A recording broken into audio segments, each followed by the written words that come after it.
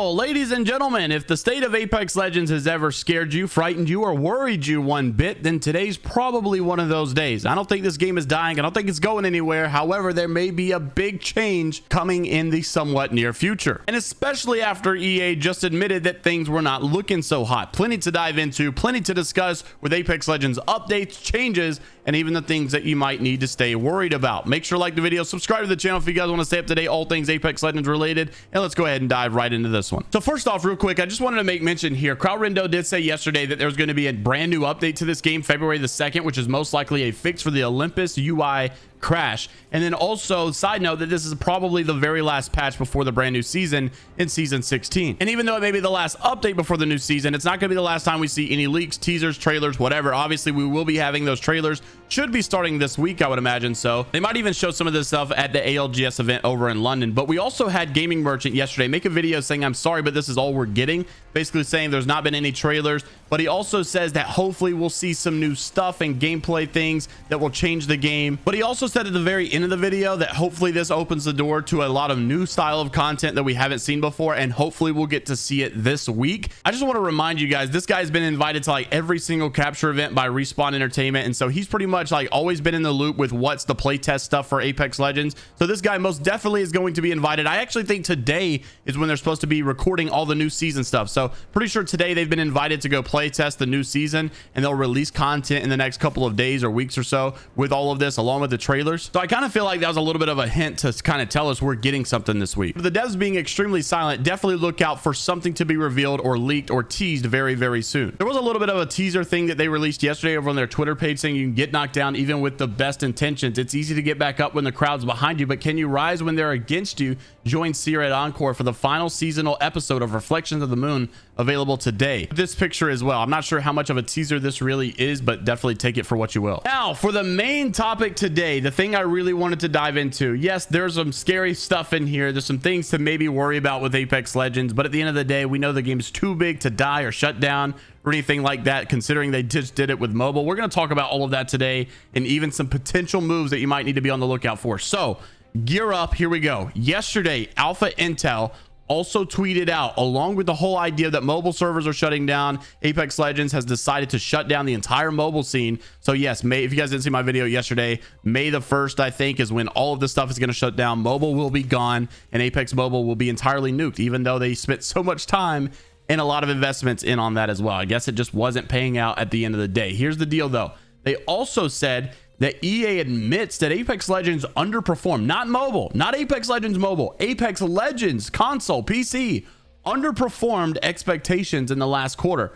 Performance of the Apex franchise was below the levels we had anticipated, they said, reflecting the challenging market dynamics, which now makes sense as to why they ramped up 3 freaking collection events this season. And I'm sure that season 15 was probably like their biggest revenue season in a very long time, if not of all time. I don't know. Still cannot believe they sold a Peacekeeper skin for $160. And even Draynilla down in the comments basically saying, oh, I wonder why. Is it the 160 recolors that obviously people are getting sick of? Is it the DDoSing in ranked? Is it the making private match 30 player minimum, or having only 2 game modes the entire year and almost a year and a half, honestly? And then ranked and diet ranked, talking about ranked in pubs being so sweaty. Even pro player Clane from Season basically saying, Apex, look, just sell your rights over to somebody else like Riot Games. And speaking of Riot Games, it's kind of funny because they actually just introduced something in Valorant where they're doing a revenue split 50-50, with Riot having 50% and the 30 partner teams getting 50%. Like, hey, makes sense, you know, like give people the revenue split that they deserve. But EA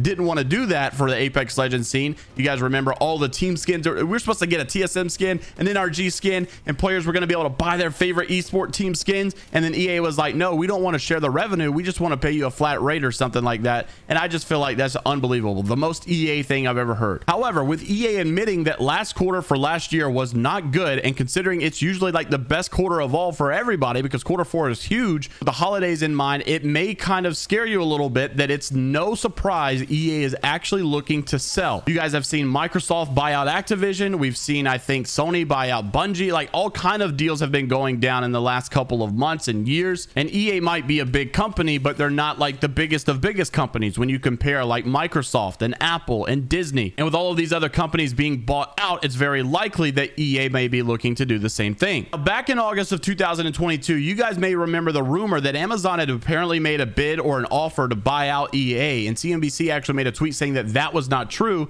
and both companies came out and said that neither of this has happened. So Amazon did not make an offer to EA, and EA did not make like an offer to Amazon. Apparently none of that had ever happened. Then there became rumors that Apple was in the mix, and Apple was looking to buy EA as well, but they really haven't had like a big like buyout in a very long time. I think like the biggest thing that they had done was like Beats or something. They haven't really gone like in depth or super big, like something as big as Activision. However, there is a company that does seem very interested, that definitely has the money, and that is Disney. The CEO of EA, Andrew Wilson, basically approached Disney as recently as March in pursuit of what sources described as a more meaningful relationship than just licensing deals. Meaning he wasn't approaching Disney to try to get something from Disney in their games. He was approaching to have a more meaningful relationship, maybe something like a buyout. Now, Disney is kind of in the same thing as Apple. They haven't really made like any kind of large scale jumps into the gaming industry like that. So EA could definitely be like an amazing opportunity for them to get in on. Could you imagine just having the money to jump right into the gaming industry, and then boom, all of a sudden you own the rights to FIFA and Madden and Apex Legends? And with as expensive as EA is, it kind of makes sense because Disney's like one of the only ones I could see really affording it. Now, I know at face value, when you hear EA looking to sell, it may be a big celebration in your mind. Yes, finally, someone other than EA will make the calls on Apex Legends, and we cannot have the money hungry situation that we currently have. And while it is possible that some change could be made to some degree, it's more than likely that obviously within their contingencies of the contract, Andrew Wilson should still be the CEO. Therefore, I don't really see there being a massive change in the way that EA handles the Apex Legends scene. It's probably still going to feel pretty money hungry. However, the good news in all of this, I can see a world where Apex basically gets a lot more of a green light to go and do and add all of these other features. I can see Disney basically saying, look, we need to innovate and dominate the scene. We need to, you know, expand our esports scene. We need to make revenue shares possibly. We need to add more features and more events and doing more things and keep the community more engaged and involved. I would imagine we would still see some scummy behavior more than likely, but there may be some more innovation that begins to take place. There's also a theory out there that Apex Legends 2 will be coming, and what they're going to do is take the mobile platform that they basically are about to nuke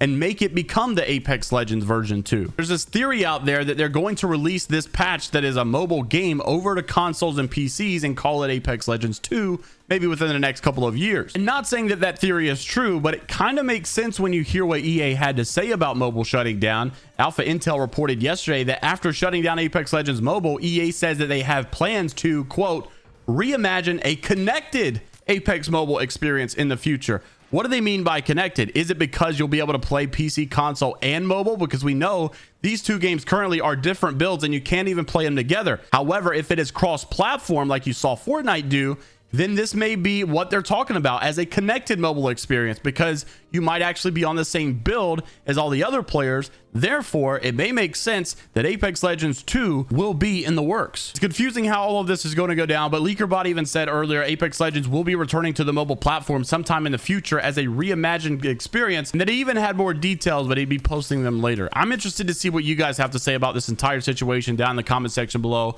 Make sure to like the video if you guys did enjoy and want to stay up to date all things Apex Legends related, and I'll see you guys in the next one. Take care of yourselves, and until next time, I'll see you later, Gators.